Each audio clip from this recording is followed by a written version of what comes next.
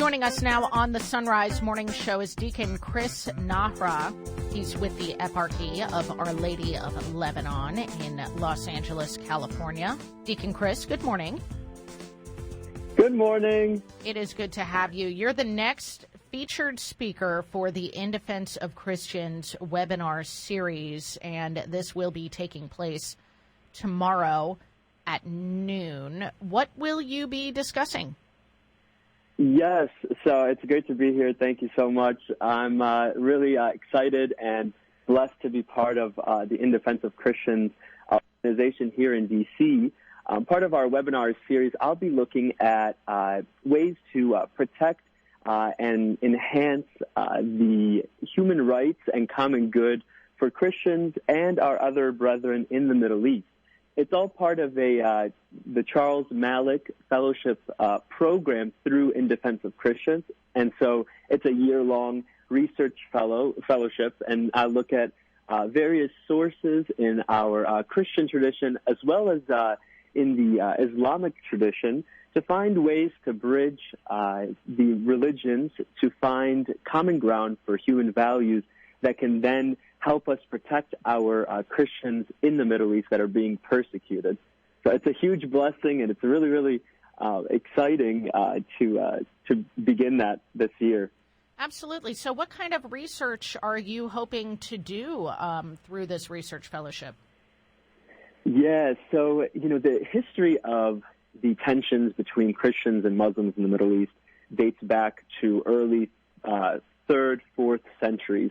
And there's a lot of various individuals, sources, writings about how Christians and Muslims interacted in the Middle East in the past.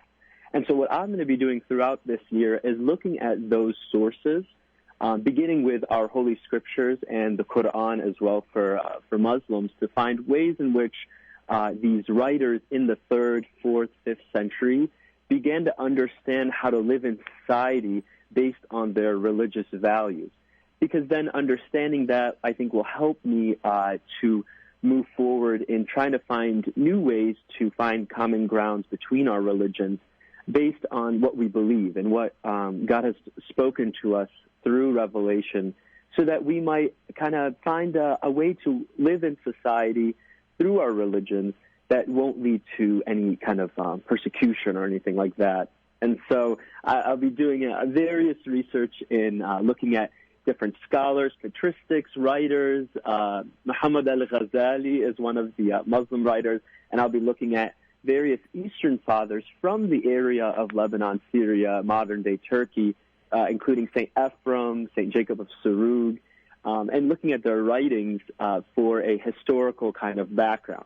Now, that'll kind of be until May, and then in May, actually, early June, actually, I'm really privileged and blessed to be able to actually go to Lebanon, God willing, this summer, as long as the situation kind of plays out and it's safe to go there. I'll be headed there for a 2-month kind of internship program. Wow. Where I hope to interview actually religious leaders, including the patriarch of the Maronite Church, that's the church that I belong to, and then also the patriarch of the Syriac Orthodox Church, as well as maybe some Muslim leaders and some hopefully political officials as well, to see their take on what's going on, what's happening in the Middle East currently in this day.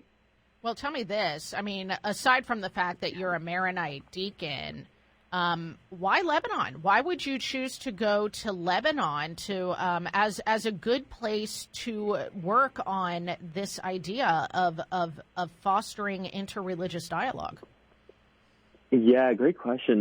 Lebanon has a very, very important history in the Middle East.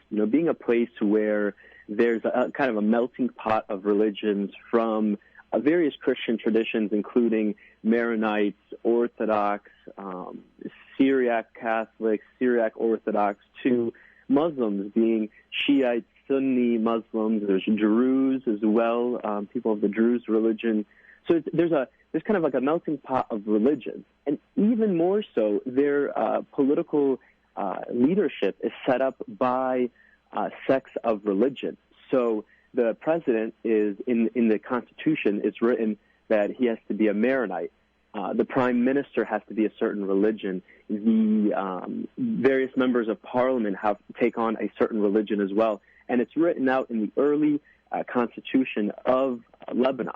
And so, with that being said, Lebanon can really be kind of an example of a way that interreligious dialogue, interreligious living could really continue to prosper and grow without corruption or without specific political agendas that might be happening.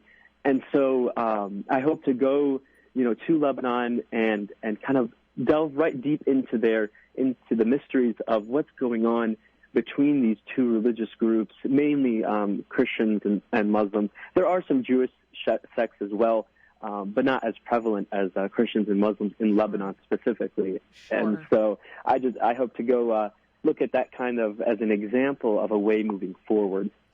Well, some might even look at the current situation in Lebanon, politically speaking, and just throw up their arms and say, is dialogue even possible anymore anywhere? I mean, the fact that you're researching this, though, Deacon Chris, tells me that you have hope that good dialogue and fraternity can come about. I mean, I would say that you're in line with Pope Francis in that regard. But how can this be? How can this come about? What are your instincts on this?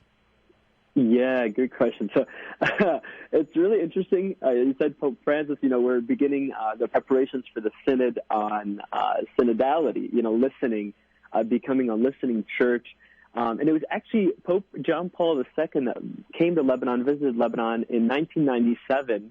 And it was really interesting. I was actually there because my parents are both born and raised in Lebanon.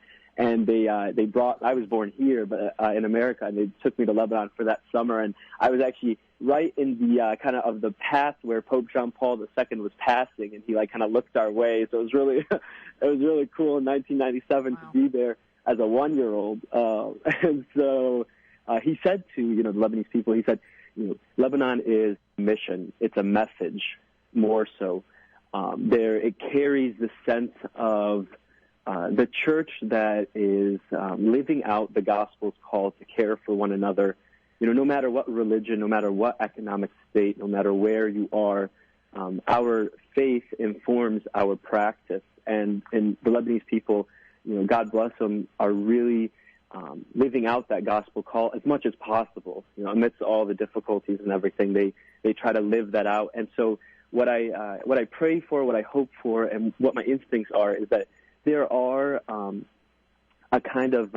there's kind of an inward movement in the heart, I think, of every person living in Lebanon that's looking for something different, that's looking for a change, for the future of their youth, for the future of their children, for the future of the country in the Middle East. And so I hope to tap into that kind of inner stirring of the heart that the Spirit could really be leading to bring about this kind of dialogue, both in Christian groups and I think in Muslim groups as well. I think it's there that God could really be moving us to a dialogue for the future of our youth and for our churches and our religious organizations in the Middle East.